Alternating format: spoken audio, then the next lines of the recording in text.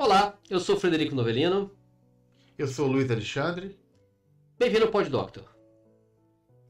Hoje eu chamei meu amigo aqui, Luiz Alexandre, para a gente conversar sobre algumas características que eu vejo que se relacionam ao fato de ser médico ou ser cirurgião.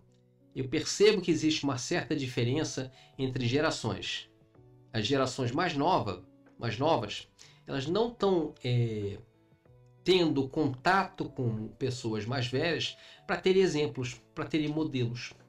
Elas não conseguem perceber que aquilo ali é um aprendizado também. Você vai viver diversas situações para repeti-las a seguir.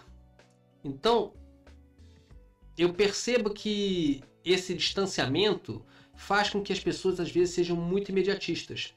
Elas às vezes querem fazer uma especialidade ou fazer uma área de atuação mais específica, mas elas não conseguem perceber o papel de ser médico como um todo. De estar presente, de orientar, de aliviar sofrimento, de entender que muitas vezes aquilo ali não vai te garantir um ganho financeiro, de que aquilo ali não tem uma coisa que vai lhe garantir algum benefício direto. O benefício que você vai dar é para outra pessoa. Uma satisfação. Não vai te dar satisfação alguma, pelo contrário, às vezes vai te dar trabalho, mas você tem que perceber que o que você está oferecendo é seu função de médico. É o seu apoio porque você aprendeu a fazer uma coisa diferenciada e que tem um papel importante dentro da sociedade. Que as pessoas muitas vezes não conseguem entender isso. Elas muitas vezes querem fazer uma coisa que, se não tiverem uma troca de imediato, aquilo não garante uma satisfação pessoal. Você percebe isso hoje em dia? Percebo. Você já teve alguma situação que você viveu e notou essa necessidade de troca imediata? No meu longo da minha profissão, eu lidei com vários médicos. Então, esses médicos, eles têm que estar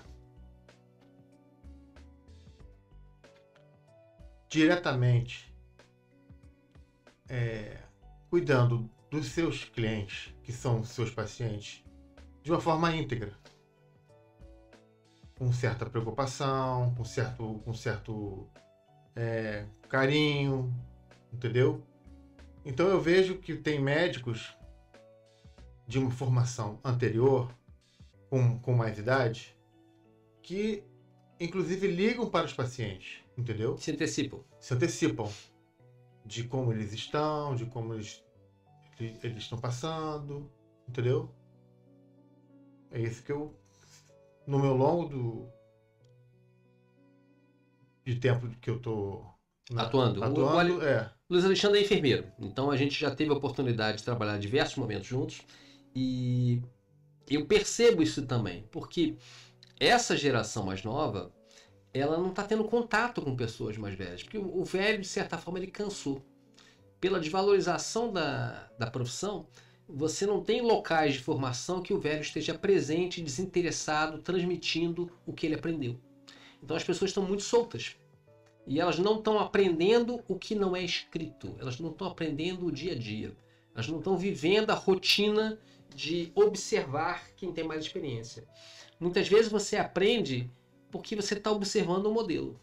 E você não está estudando diretamente. Você está vendo como é que ele conta uma notícia ruim, quanto ele se aproxima de uma pessoa sem entender bem o que ele está fazendo, de uma forma intuitiva, de falar assim, eu preciso ver o que está acontecendo nesse caso, mas sem ele entender exatamente o que ele está vendo, porque ele está sentindo que alguma coisa não está indo bem. Então ele tem que procurar mais, investigar. Mesmo que tenha que procurar um outro profissional. Sim, mas às vezes até de uma forma intuitiva, falar assim, eu não estou entendendo o que está acontecendo, mas me parece que não está evoluindo de uma forma satisfatória. Por feeling. Então ele tem que chegar e se dedicar e falar assim, o que está acontecendo? Não, tem que estar mais presente para eu poder identificar e, se for possível, intervir da forma que tenha da melhor forma. Desfecho positivo. Positivo. Entendeu?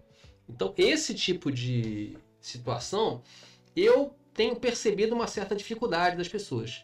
A gente brinca com essa história de dizer que é o raiz e o Nutella, esse aqui é o médico Nutella, entendeu? O médico Danoninho, entendeu? A gente vê esses apelidos, essas coisas no dia a dia. Mas é uma realidade, Fred. Uma sim, realidade. Sim. Eu, quando comecei minha vivência assim, em cirurgia, eu comecei a acompanhar um médico que foi médico do meu pai. Ele operou meu pai no problema na mão, tinha um tumor benigno na mão, e operou, e acabou ficando amigo dele. E aí, quando eu tinha 20 anos, eu pedi para ele assistir uma cirurgia. Era uma cirurgia da mão, e ele era cirurgião plástico também. Então, eu acompanhei esse médico durante uns 8 anos, por aí. Depois voltei a trabalhar com ele um tempo também, mas esse médico tinha uns 40 e poucos anos mais velho que eu. Então, tipo assim, era de uma geração completamente diferente. Eu tinha 20 e ele tinha 60 e poucos. Então, o contraste, assim, de gerações era muito grande. Mas, ao mesmo tempo, você podia vivenciar uma realidade de uma pessoa que já estava bem estabelecida, que era presidente de uma sociedade médica, ele é presidente naquele ano da Sociedade Brasileira de Cirurgia da Mão, que era 1988, né? Uma responsabilidade. Cobrando uma responsabilidade de uma pessoa de 20 anos, como se estivesse cobrando uma responsabilidade de uma pessoa de 30, 40, 50, porque eu não tinha essa idade, eu tinha 20, estava no terceiro ano. Então eu tinha cobranças que, para mim, foram bem naturais de aprender, de seguir. Mas ao mesmo tempo eu não tinha tempo para perceber que eu estava aprendendo aquilo. Eu tinha só 20 anos. E eu estava na faculdade. E na minha faculdade, o contato que eu tinha nessa época era de aulas, de professores formais, de contato de aluno, não de, olha, você vai me acompanhar aqui nas cirurgias. Eu lembro que algumas vezes ele chegou para mim, olha, eu vou viajar e você faz uns curativos para mim, no consultório. Tirar ponto, fazer curativo, coisa simples, hein? 15 dias, o paciente vai voltar, você tira ponto, faz um curativo, orienta, se tiver qualquer coisa, você vai orientar ele a usar essa pomada. Coisas muito simples, mas era uma vivência de paciente de consultório, que meus colegas não tinham. Por quê? As pessoas estavam tendo uma vivência de paciente de hospital público, de fazer estágio em pronto-socorro de grande emergência, mas não de vai lá tirar o ponto do paciente que ele operou e que eu participei da cirurgia, que era uma coisa extremamente simples, que eu sabia fazer com facilidade. Mas você tinha que manter uma postura que era diferente, era uma postura de médico. Então, desde cedo eu aprendi essa postura. Eu me lembro que uma vez eu fui tirar ponto de uma paciente, eu já estava formado, mas eu fui tirar ponto de um paciente na casa dessa pessoa, a médica, que era mãe do paciente, ela era cirurgiã plástica. E o paciente tinha tido um dedo e martelo. Rompeu o tendão, a ponta do dedo estava caída. E tinha que tirar os pontos, que ele foi uma imobilização com fio metálico e deu pontos. Então eu fui lá, tirar os pontos. Cheguei cedo, saí de um plantão, eu dava plantão nos Anjos do Asfalto. E aí eu fui lá tirar o ponto cedo, era perto da minha casa até. E aí fui tirar os pontos. E aí tomei café da manhã na casa da pessoa, fui lá tirar os pontos e tal. Mas eu estava exercendo uma função de médico, já era médico, mas de médico particular que estava na casa da pessoa. Que a cirurgiã tem uns 20 anos a mais que eu. Então, tipo assim, se você não tem desde cedo esse tipo de aprendizado, de postura para lidar com o paciente, você demora muitos anos para aprender. Até você, porque é diferente o paciente que você está vendo numa instituição do paciente que você está vendo na casa dele, do paciente que você está vendo no consultório. Muda, né? Muda, porque você está tendo um comprometimento direto. Diferente do paciente que você está vendo ali, alguém mandou você ver um paciente que tem diversos médicos que estão acompanhando numa instituição grande. Então é curioso isso, porque acho que as pessoas não estão tendo muita essa oportunidade. Elas estão simplesmente, você tem que ir lá produzir esse serviço. Você não tem que ir lá e dar tranquilidade ao paciente. E dar continuidade. E dar continuidade. E mostrar que você eu acho que a tá continuidade presente. É a palavra certa. A continuidade. Sim, acho que também. E, às vezes, esse tipo de situação, ela é aprendida momento a momento. Me lembro de um outro paciente, ele tinha um paciente que era paraplégico, e paraplégico há mais de 20 anos, e tinha escalas de pressão, escalas de decúbito, que precisava de debridamento às vezes, precisava de fazer curativos e tal, e ele já via muitas vezes o paciente e pediu que eu visse o paciente algumas vezes. Falou assim, vou te passar um paciente que eu já vejo há muito tempo e tal, e aí você vai acompanhar lá, você vai ganhar como é que era que ele falava? Você vai ganhar um tico-tico. Você vai ganhar um tico-tico pelo curativo que você vai fazer e tal, e você acompanha o paciente. Era um paciente que já era meio psiquiátrico, porque era um paciente que não sai de casa, Então, tipo assim, o ambiente, o quarto ele morava, era um quarto que não tinha uma higiene adequada, porque morava no Zona Sul. E não tinha uma higiene adequada porque já era meio psiquiátrico pelo fato de não trabalhar, de ser deprimido. E não ter uma vida social não ter uma vida normal. social nenhuma, entendeu? Perturbava a mãe, que era bem mais velha, o tempo todo a mãe puxava bastante o saco dele e ele não conseguia entender aquilo, revoltado. E aí, tipo assim, na verdade, se ia para casa do paciente bater papo e fazer um curativo. Não era uma grande função. Só que, tipo assim, em outros momentos eu via esse paciente e tal, tinha umas caras que tava com problema, já tava com osteomielite, tinha fragmento de osso muitas vezes saindo das caras, saindo, esfarelando. E aí, tipo, tinha que internar, fazer um debridamento, fazer um retalho. Lembro que eu entrei em contato com uma colega conhecida, ela foi lá, fez transfusão na casa do paciente, em Botafogo, que ele morava. O banco de sangue era em Botafogo também. Ela falou, transfundiu o paciente, viu o paciente, a gente conseguiu depois internar para que ele fizesse uma cirurgia. E esse tipo de aprendizado é um aprendizado de repetição, de continuidade. De ver o paciente várias vezes, perceber que aquilo evoluiu, que tinha uma necessidade e que você estava dando uma certa solução para aquele caso, para que ele tivesse uma possibilidade de se livrar de um curativo ruim, frequente, angustiante. E muitas das vezes, né, Frederico, é uma medida emergencial. Sim.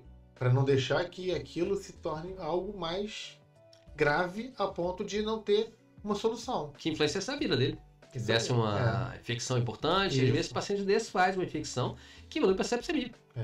Entendeu? Então você tinha que eventualmente pedir um hemograma, observar algumas coisas mínimas. Nada sofisticado. Mas se a pessoa não aprende a fazer aquela sequência de ter esse comprometimento, no caso, às vezes simples, que acha que ela vai passar adiante, vai ter sempre uma equipe multidisciplinar presente, não vai. Por quê?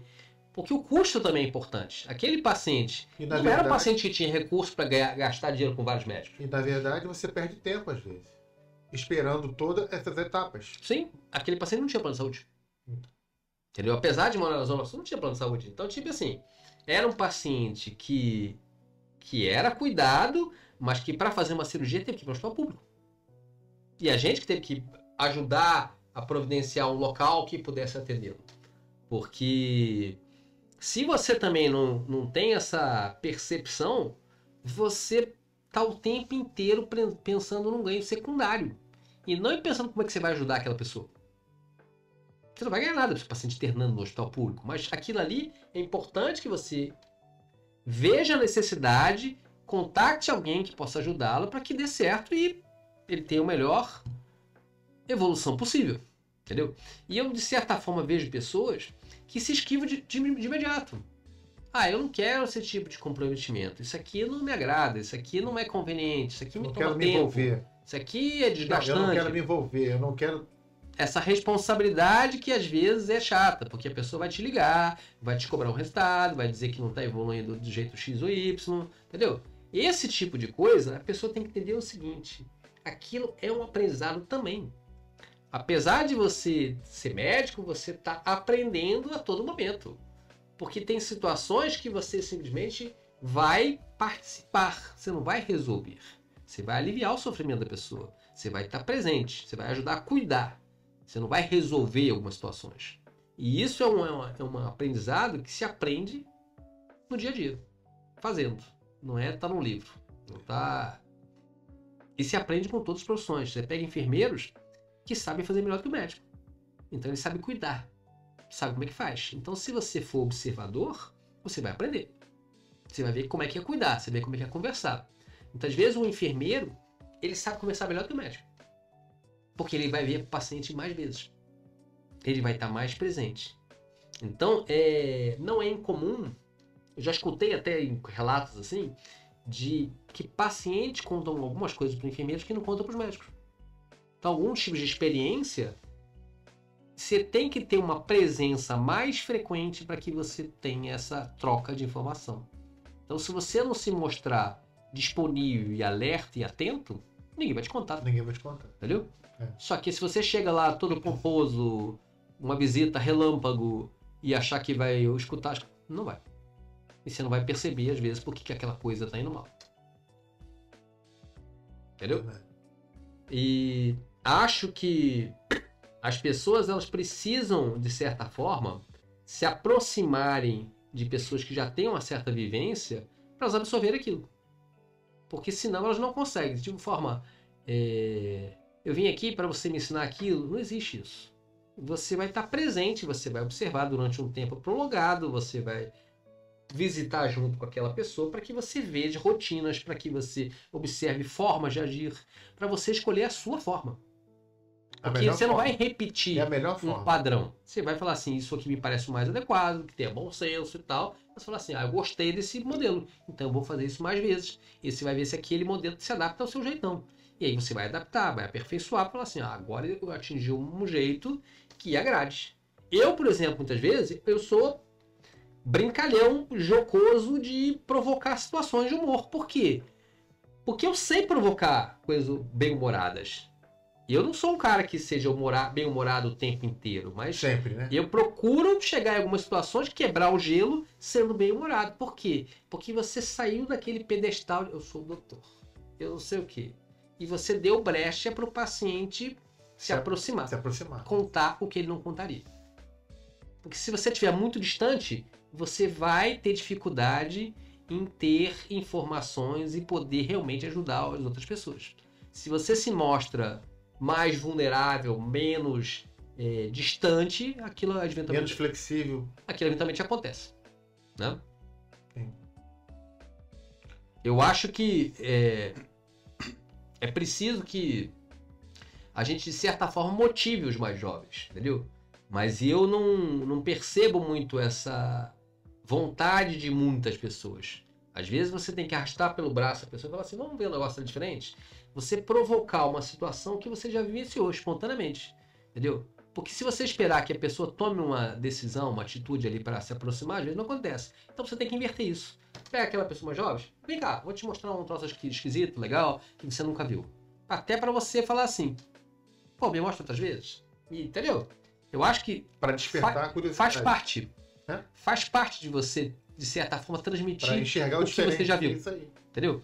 Porque senão fica uma coisa assim, se você não marcar lá uma reunião, uma jornada, um congresso que seja formado em aprendizado, você não aprende, é mentira. Você vai aprender quando você acompanha. Você vai aprender quando você estiver vindo junto. Uma pessoa está fazendo curativo, você está olhando, você está aprendendo. Você está vendo outro jeito de fazer. Só que se você não... tem o seu jeito de fazer, mas... Se você não estiver presente, como é que você vai comparar?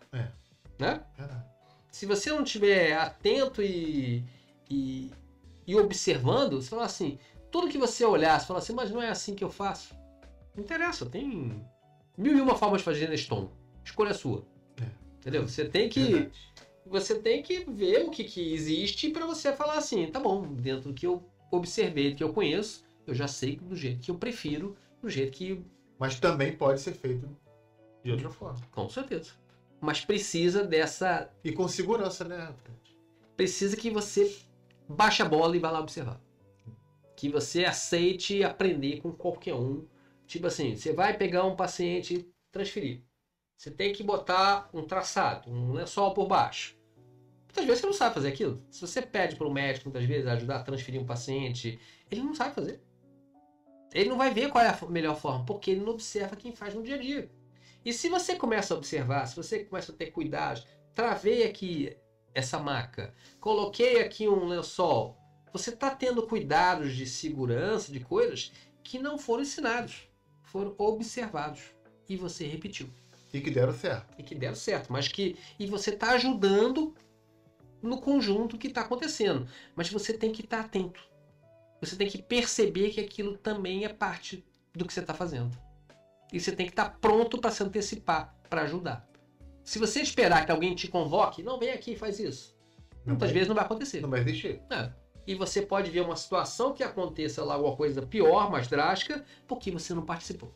Porque você não se antecipou.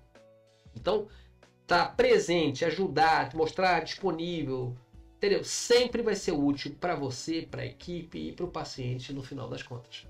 Entendeu? Eu acho que a gente tem que, além de ajudar, a gente tem que mostrar para os outros. Motivar as pessoas mais jovens. Fala assim, poxa, eu não tinha nem ideia de que isso existia. Então vai observar mais vezes, você vai descobrir outras coisas que são muito interessantes para você evoluir. E um dia ela vai falar, hoje eu aprendi.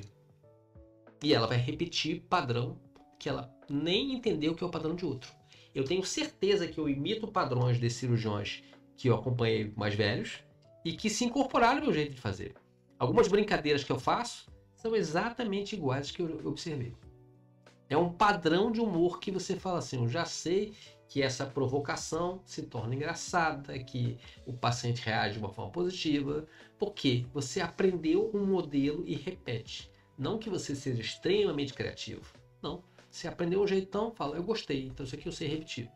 Isso aqui eu sei fazer parecido. E aquilo se torna natural depois de um tempo. É isso. Espero que tenha sido interessante para vocês, como foi para mim. E até a próxima.